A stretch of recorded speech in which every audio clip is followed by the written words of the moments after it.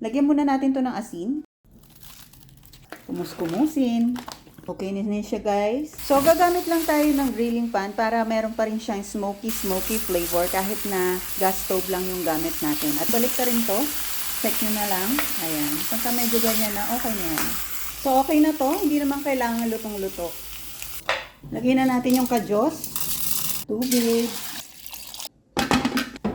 Painitin lang yung kawali. Mantika. Luya. Sibuyas. Bawang. Lagyan lang natin ng salt and pepper. Pag gusto natin mas malasa, lagyan natin ng pork cubes. So, ilagay na natin yung ating mga langka. So, lalagyan natin ito ng sabaw dun sa pinagpakuluan ng ating pata. So, lalagyan lang natin ng toyo. Konti lang para pampakulay. Takpan lang natin at pakuluan. Check na natin. So, kung okay na sa inyo yung pagkakalambot ng langka nyo, ay pwede nyo na idagdag yung ating pata.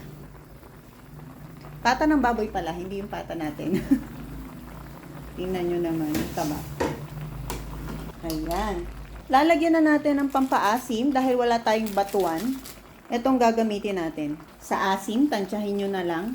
Kasi yung, alam ko yung KDL, hindi naman siya ganun kaasim. Maasim na maasim. Pero sa inyo, kung gusto nyo mas maasim ay okay lang. So, ilagay ko na tong isang pack lang. Konti lang naman to. So, idagdag na rin natin yung ating siling haba. So, lagyan ko lang siya ng konting asukal, konting asin. At gusto ko pa siya mas makulay, lalagyan ko ng konting toyo. Sa panghuli, lagyan lang natin to ng dahon ng sibuyas. So, yung ating mapata. Grabing taba, oy. Tara, tikman na natin.